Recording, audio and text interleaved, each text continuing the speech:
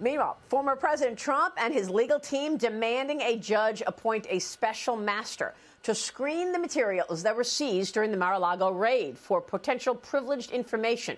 Meanwhile, President Joe Biden remaining completely silent over the unprecedented raid, even heading back to Delaware this week after the South Carolina vacation last week. He spent 150 days away from the White House in Delaware, which is incredible in and of itself. New York Post columnist Miranda Devine writing that the left's mask slipped and showed a clear bias over the former president. Joining me right now is the New York Post columnist and Fox News contributor, Miranda Devine. Miranda, it's great to see you. We've got to talk about the Trump bias. We've got to talk about what went on with this raid. I just want to report what John Solomon is reporting, and he says that memos reveal the Biden White House worked directly with the Department of Justice and the National Archives to investigate criminality and move forward with this raid on Trump property. Meanwhile, the White House the whole time is saying we knew nothing about it. Miranda, your thoughts? Good morning, Maria. Well, look, I'm not surprised, and I don't think many people are surprised that the White House has a hand in this, that Joe Biden knew about this from the beginning. He's been sending not so subtle public signals to Merrick Garland about his predecessor, Donald Trump. There was a story a few months ago saying that he felt that Donald Trump was a criminal and should be indicted.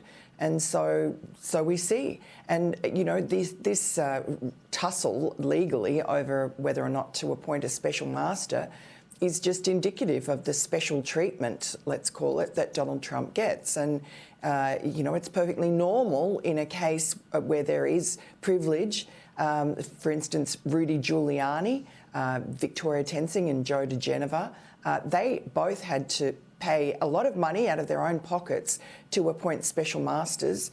Same with Project Veritas. You know, when the FBI now has a propensity for raiding lawyers and raiding journalists and now raiding a former president, then special masters are more important than ever. And I just can't see why there's an issue here. You have to sort out the privileged material from the material the FBI is entitled to have. But with Donald Trump, it just seems that anything goes, and they have demonised and dehumanised him for so long now that, you know, it's as if half the country, and particularly the security services and the Democratic administration, has a really bad case of Trump derangement syndrome. It's this sort of mass delusion of the left, and it's becoming quite dangerous. It's now progressed to the next stage of stigmatising and dehumanising Trump supporters.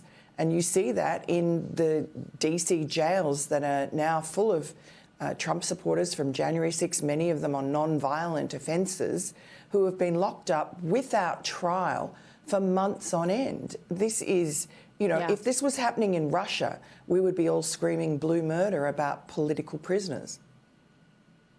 Unbelievable. I'm so glad you brought up January 6th, because you're right. This is the latest indication of this bias. And there have been a string of issues around the FBI, from the, you know, the FISA abuse, where they knew that the Russia collusion was a lie, and they still pursued FISA warrants to spy on Trump officials, to the Gretchen Whitmer so-called kidnapping plot, impeachment, Hunter Biden's laptop that the FBI sat on. You've written so much about this.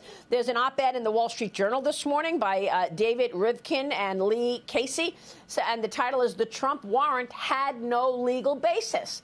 And they write that the materials had statutes are general in their text and application, but Mr. Trump's documents are covered by a specific statute. The Presidential Records Act of 1978 has long been the Supreme Court position.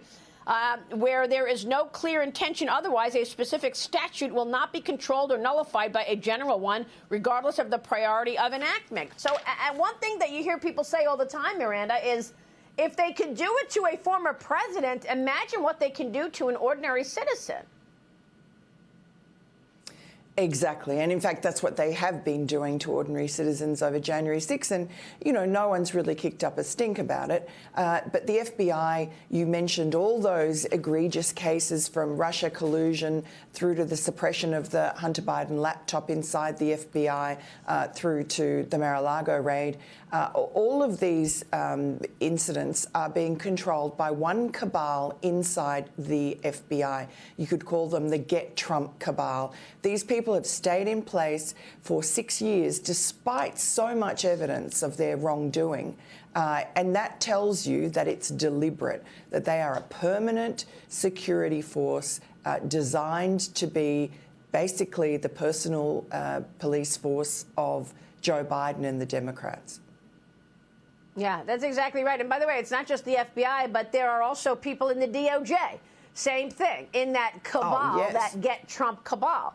You right? Okay. So I want to get your take on, in the face of all of this, we've got actual criminality that looks like criminality in plain sight, like all of the money taken in by the Biden family and the influence peddling. Or how about the wide open border? Texas Governor Greg Abbott has bussed more than 1,000 migrants on over 20 buses into New York City since August 5th. Hundreds of these migrants lining up outside a local hospital to get free health care, free cell phones, free food. Some will reportedly be housed in a $700 a night hotel, Miranda, on the taxpayer's dime, as the Daily Mail reports that they'll be using a different entrance than the tourists. So now we're putting migrants in better living situations than actual American citizens in a $700 a night hotel. Miranda, you broke open this story when you went yourself to Westchester and watched the Biden administration jets, private jets, coming into Westchester and dropping migrants off in Westchester. Where did they go from there? Exactly, Maria. You know, now we have Eric Adams screaming blue murder about a few buses coming up from Texas, care of Governor Abbott. But this has been going on for since last summer. It's over a year now that the Biden administration has been sending these charter jets all over the country from the border to disperse the terrible problem they have down there of illegal migration, and including into New York. I mean, it was at one point every single night they had to have Westchester Airport and then an overflow airport in the Hudson Valley to cater for it. And these people are taking up places in homeless shelters and in affordable housing that New Yorkers are paying for. That's incredible. Miranda, we'll be watching your pieces in the New York Post. Thanks very much for being here this morning. Miranda Devine joining us this morning. Thank you so much, Maria. We'll see you soon.